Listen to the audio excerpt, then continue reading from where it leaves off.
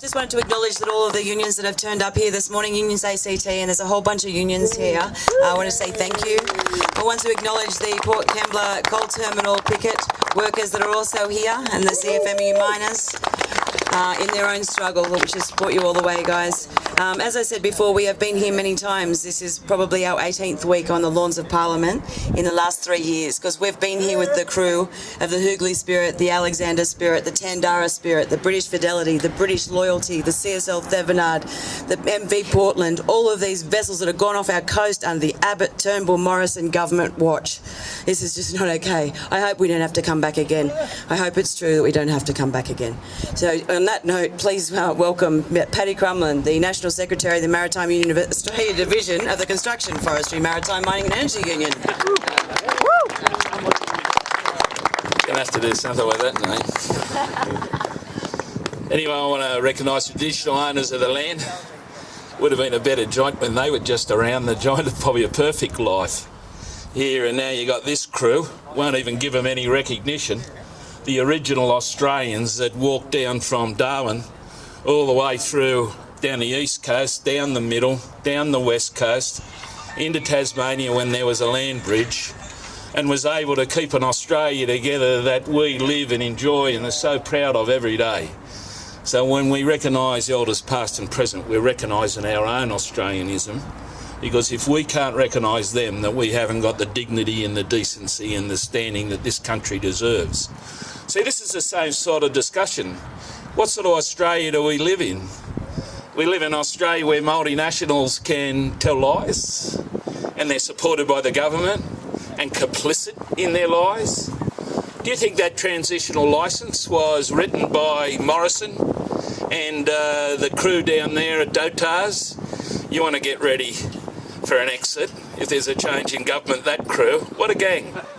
They've been down there actively involved, public servants, I declare you, public servants that have been actively complicit in the removal of Australians within an area legislated to protect those jobs. There's an unbelievable situation. See, we died in 100 years. We've been on those iron boats because Australia needs steel. Last time I looked around, still needs a bit. Aluminium, cars, we manufacture things. We own the iron ore, by the way. They don't own it. We rent it to them. Same as if you rent your house or you hire your car or you rent out something to someone else, you know, you get something back. That's what we do. We rent out our iron ore and energy. The companies that aren't Australian, you're not Australian, BHP, you've given up that title. When I was a seafarer, we used to call you the big-hearted people. Well, I won't say what we call you now, because they're getting live streamed, but it's not the friggin' big-hearted people.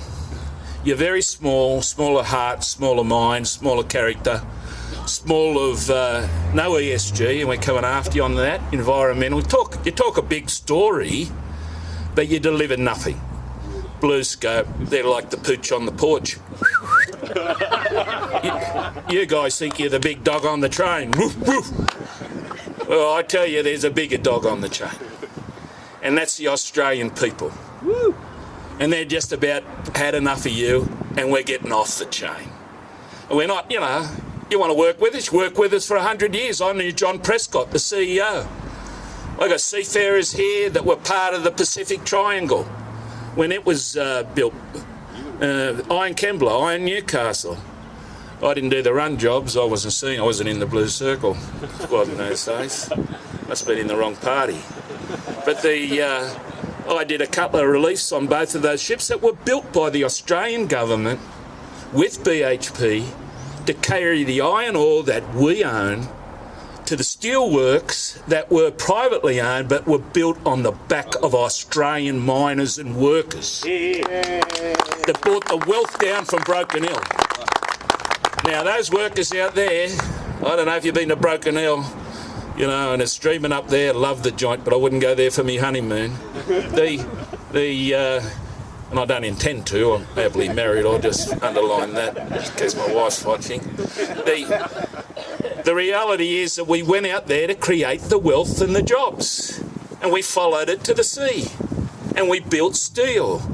And we did what any intelligent nation does. It adds value. It creates industry. It develops supply chains. At every level, we provide employment. We provide community. Oh, the offshore's up, boys. Better shut up. The offshore down there's a long way to the beach, so. Have a go at these blokes behind me. It's like my life. I started off looking like these two when I first went to sea. Making surfboards and professional seafarers, couldn't get a house, beautiful wife, couple of tiny little kids. Banks wouldn't look at me in those days. They weren't throwing money in the air. You couldn't get it.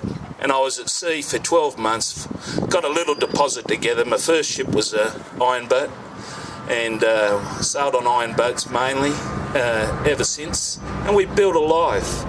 And as we built the life, you go through it. I looked like, not quite like him, I never had red hair. I had hair, but I looked like him a bit at one stage. Mullet, I'm starting to look like you now, mullet. You know, like that's me.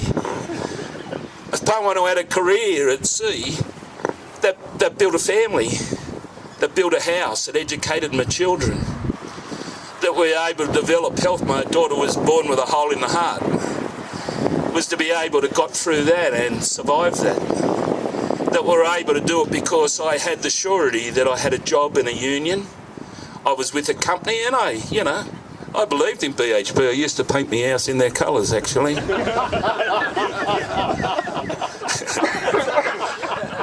Obviously with their permission. The big-hearted people. They were. And that was me. That's seafarers before. I come from a seafaring, generational seafaring family too. My son goes to sea and my nephews, and if we get it right, they're kids. And they're just not my kids. They're generational Australians that deserve to work in their own industry at adding values. And we want a government that creates industry. We're only a supply chain, just like trucking and just like road. We're in Australian territory. We're a more efficient supply chain, actually. And we shouldn't be removed because BHP and BlueScope are tax avoiders. We shouldn't be removed because BHP and BlueScope, and they're complicit together, mainly BHP, are prepared to exploit wage slavery.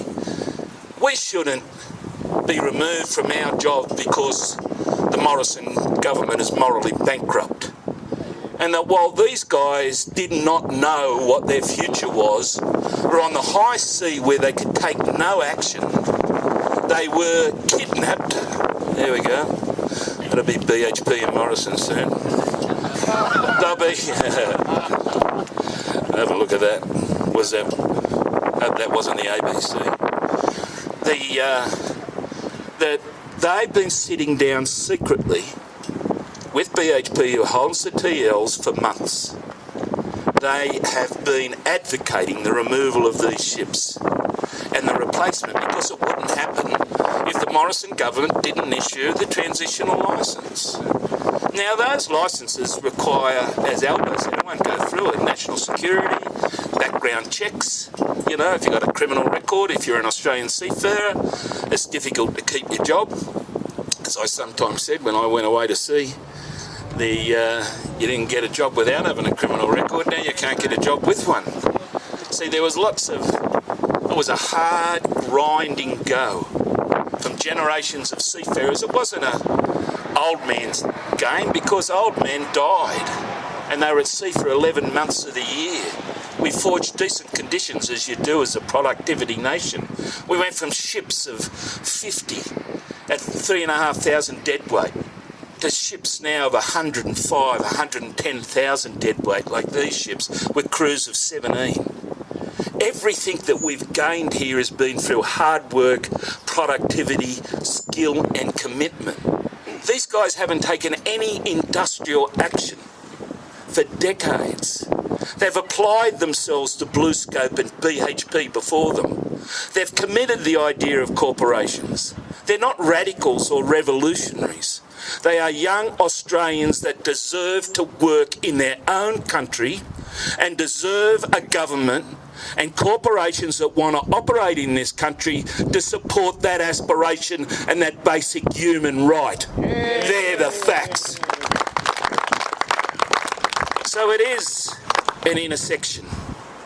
It's about visas, and we know what they did with the visas, where they were just exploiting foreign labourers in the construction industry and other industries. It's about tax evasion. BHP doesn't like to pay tax, continues to get caught out. It's about environment. So you don't fail just on labour rights. BHP and BlueScope just don't fail on labour rights. They have consistently failed on environmental obligations. They have consistently failed on the basis of their responsibility to pay the tax for the rental that they pay for our iron ore and energy, because they're an energy company. And they are consistent in that lack of obligation and moral authority and moral signature, because they do not want to pay Australian rates of pay in their Australian industries. So, 1, strike out BHP. 2, strike out BHP. 3, strike out BHP. You are not the model for the corporations we want in this country. Mr. Morrison, you are not the model for the politicians we want in this country. We want people, and that's the cynicism of politicians.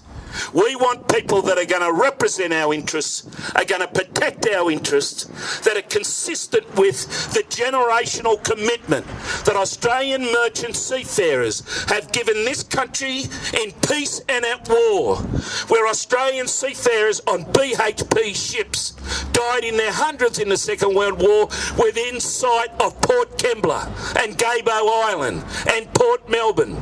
That was never reported, because if the Australian people knew that merchant seamen were getting murdered in the international war against the Japanese, then there would have been a panic in our communities that could not be contained.